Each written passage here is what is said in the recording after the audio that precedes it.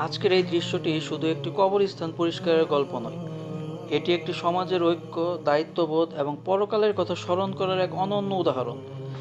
আজ সকালে টুকের পাড় জামে মসজিদের মাইকে একটি আন্তরিক আহ্বান জানানো হয়। সমাজের সকলকে নিজ নিজ বাড়ি থেকে কাস্তে নিয়ে কবরস্থান পরিষ্কার করার জন্য অনুরোধ করা হয়। সেই আহ্বান যেন শুধু কানে পৌঁছায়নি, পৌঁছে গিয়েছিল মানুষের হৃদয়ে। কিছুক্ষণের মধ্যেই দেখা গেল এক অপূর্ব দৃশ্য। কেউ কাস্তে হাতে, কেউ দা নিয়ে, আবার কেউ ঘাস ঝোপ পরিষ্কার করার অন্যান্য সরঞ্জাম নিয়ে কবরস্থানের দিকে ছুটে আসছে। কারো মুখে কোনো অভিযোগ নেই, নেই কোনো ক্লান্তির ছাপ। এখানে কোনো ভেদাভেদ নেই, নেই কোনো পদমর্যাদার পার্থক্য। সবাই একটি লক্ষ্য নিয়ে এসেছে, আল্লাহর সন্তুষ্টির উদ্দেশ্যে কবরস্থান পরিষ্কার করা। সবচেয়ে সুন্দর বিষয় হলো, এই কাজে শুধু প্রবীণরাই নয়, গ্রামের যুবকরাও সমান উৎসাহ নিয়ে অংশগ্রহণ করেছেন। এভাবেই একটি সুন্দর সমাজ গড়ে ওঠে, যেখানে একজন আরেকজনকে ভালো কাজে উদ্বুদ্ধ করে।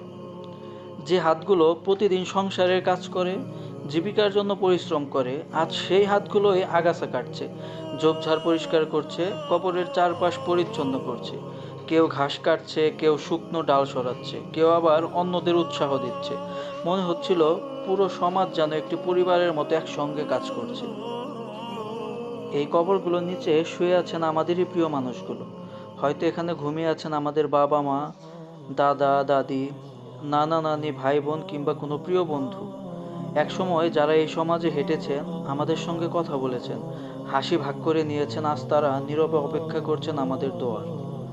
আজ আমরা তাদের কবর পরিষ্কার করছি, কিন্তু আগামী দিনে হয়তো এই কবরস্থানে আমাদের জন্য একটি ছোট্ট জায়গা হবে। তখন হয়তো অন্য কেউ এভাবেই কাস্তে হাতে এসে আমাদের কবরের চারপাশ পরিষ্কার করবে।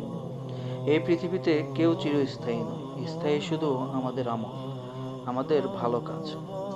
আজকের এই দৃশ্য শুধু কবরস্থানকে পরিষ্কার করেনি, পরিষ্কার করেছে অনেক মানুষের মন।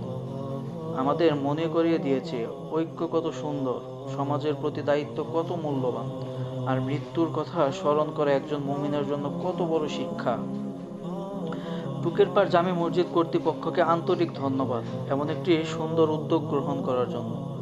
আর সমাজের প্রতিটি মানুষকে জানাই আন্তরিক কৃতজ্ঞতা, যারা নিজের ব্যস্ততা ভুলে আল্লাহর সন্তুষ্টির আশায় এই মহৎ কাজে অংশগ্রহণ করেছেন। আল্লাহ তাআলা এই শ্রমকে সদকায়ে জারিয়ার নেকি হিসেবে কবুল করুন।